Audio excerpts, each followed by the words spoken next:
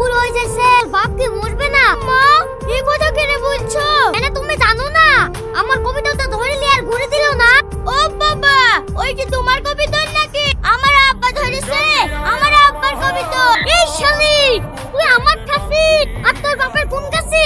ফের আমার বাড়ি থেকে তোর গুরু বাপ থেকে বলগা কবিতা না দিলে তোর কপালে কষ্ট আছে, মেরে তোর পেট লাশা করে দেবো।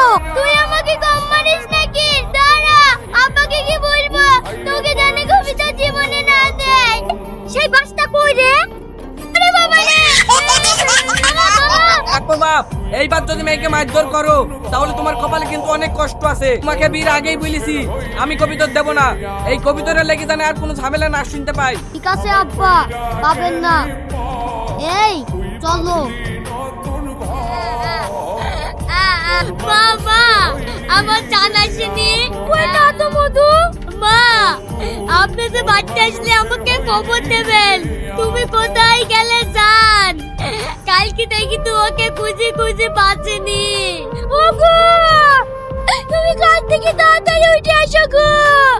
আমাদের বুড়ি কি আর খুঁজে পাওয়া যাচ্ছে না গো। খুঁজে পাওয়া যাচ্ছে না মানে? জামাই কাঁদতে কাঁদতে এসে বললো বুড়িকে কাল থেকে খুঁজে পাওয়া যাচ্ছে না। তুমি তাড়াতাড়ি পুলিশের কাছে যাও। আমার মেয়ে মনে হয় আর বেঁচে না, ওরাই কিছু একটা করেছে।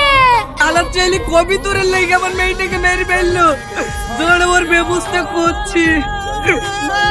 ওই দেখেন স্যার, ও বসে আছে।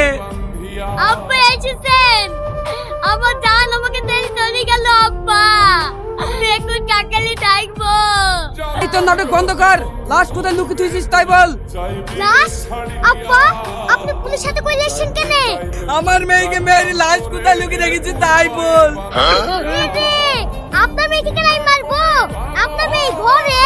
সালমা, তাড়াতাড়ি বাইরে এসো। এ দেখো তোমার আব্বা মা কি বলছে দেখো।